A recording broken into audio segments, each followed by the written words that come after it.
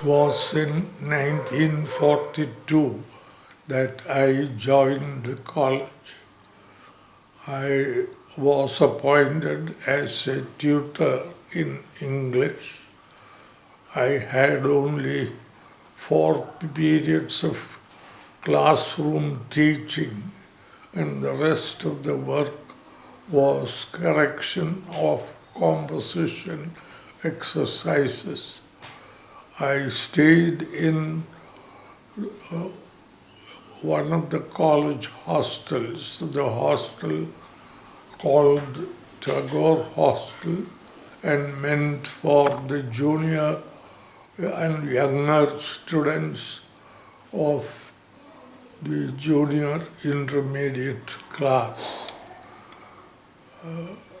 After the first year, I was promoted as an assistant lecturer and also transferred to one of the senior hostels, then called Northeast Hostel and now named Chaco Hostel, as one of the two as wardens.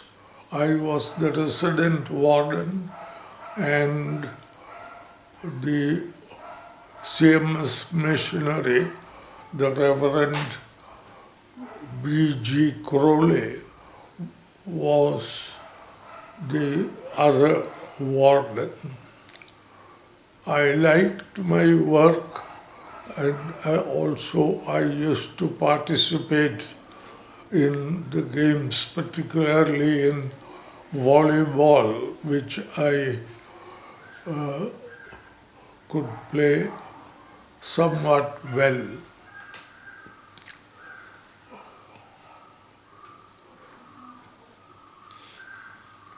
In my second year, I had classes in the junior intermediate, senior intermediate, and BA first year. BA, I taught English poetry, and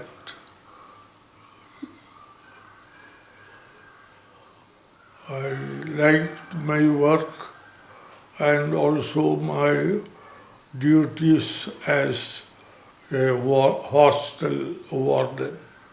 In the third year, I had taught poetry also in the BA Part 2 class, so that my work was 12 years during the week. At the end of the third year, I was offered a permanency as a lecturer and was also invited to join the college fellowship as a member. But I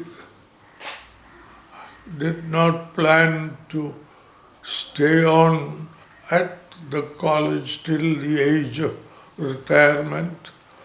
So, in reply to the invitation for joining the fellowship, I wrote that I had no other difficulty in joining, but I do not feel that I might continue till retirement here. Whenever I feel that my work was elsewhere, I should have the freedom to leave.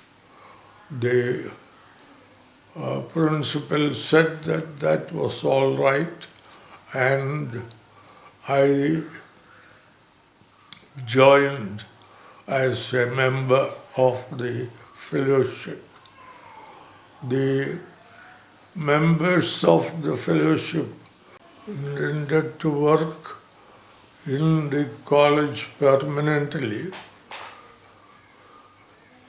and they joined with the They joined under certain conditions.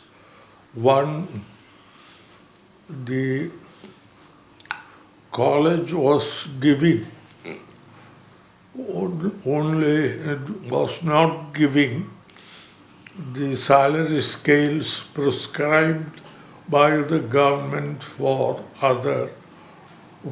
private colleges.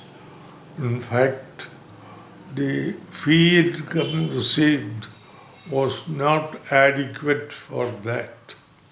So the fellowship members accepted a lower scale of income, a lower scale of salary than the teachers of some of the other private colleges. Even with that lower scale, it was not possible from the free income to get enough money to pay according to those scales, and sometimes the members of the fellowship had to suffer further cuts in salary. The financial aspect was thus an important one, and when there was shortage of funds, the members of the fellowship had to go collecting donations for running the college. The other thing was that they felt that it was their life work and that they would continue in the college until the age of retirement.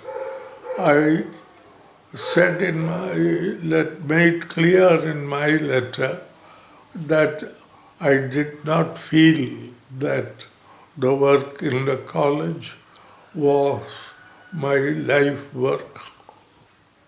I joined the college in 1942. In 1945, I was confirmed, and I continued for 5 years more in the college. Although I did not have the intention of staying in the college the whole of my working life, I enjoyed the work in the college and entered fully into all aspects of the life of the college. Towards the end of my time in the college, I became the secretary of the fellowship and also the secretary of the college senators, which is a sort of executive body of the fellowship. I also worked as games superintendent for some years, and also as the member of staff on the executive board of the college union. As I was unmarried, I could find time for all this, and I enjoyed my time in the college. There was a little frustration about 5 to 6 years, 5 years after I joined the college. It was my wish and hope that I would be able to get a scholarship and go abroad for further studies. When I joined the college, the Second World War was going on. it was not possible then to go abroad. But even after the war was over, after about 4 years, for about 2 years I tried to get a scholarship and did not find any suitable opening.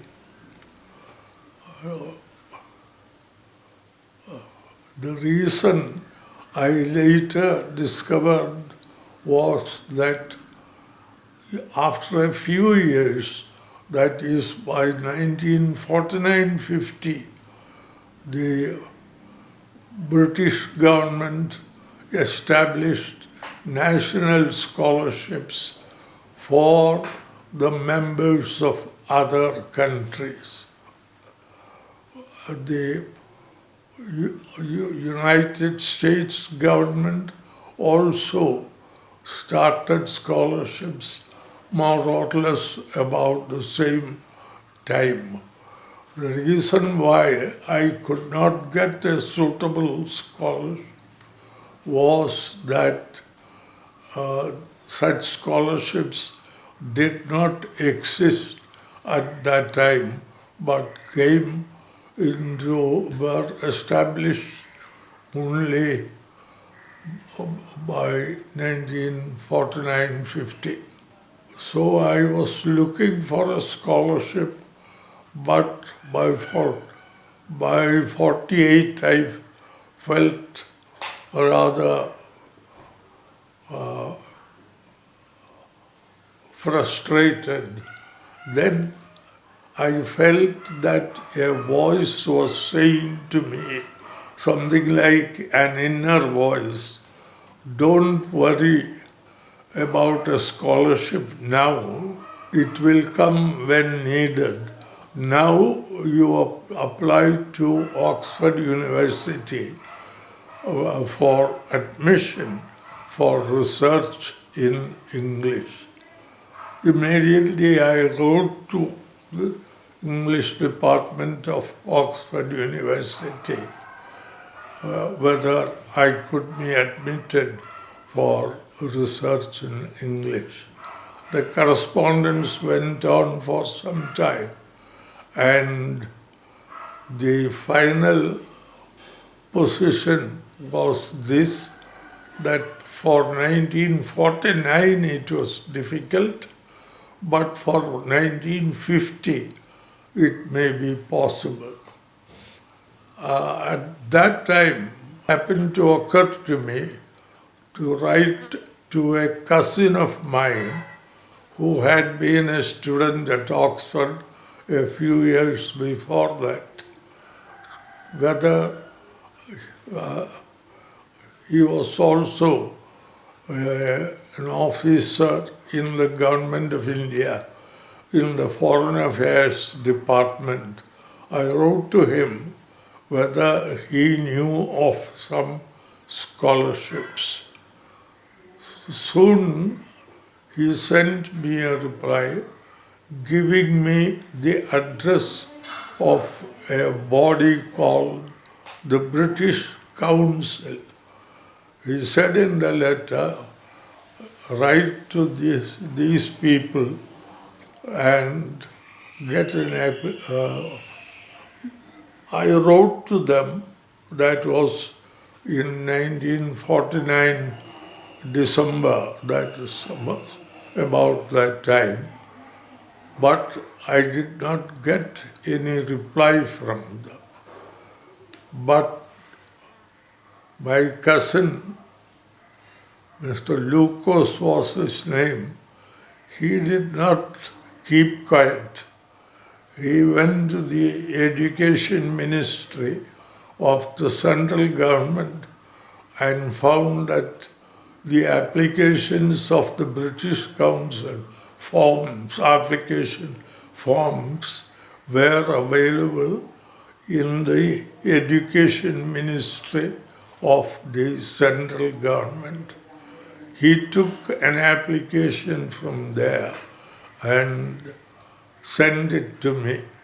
I had to send it to the council through the university to which the college was affiliated.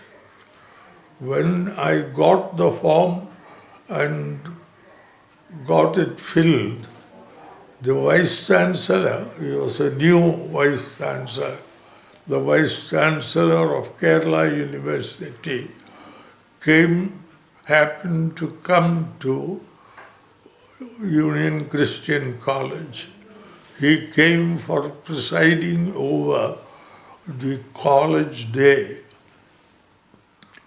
When the principal told him that there was such a matter and I had to send the application through the university, he said, "Give me the application and I shall take it myself and send it to the British Council." Then after the college day meeting, I took the Vice Chancellor around the college campus and we came to my room in Chaco Hostel also. When he came there, he said, "Give me the application." He took it, put it in his handbag and went back. About 2 or 3 weeks later, the principal of UC College got a telegram asking him to send me for an interview for the scholarship at Madras. I went for the interview, stayed with a cousin of mine, and in the evening I came to know from my cousin, who knew the chief office secretary, that I had been selected for a scholarship as number 1 from Madras, from the Madras region.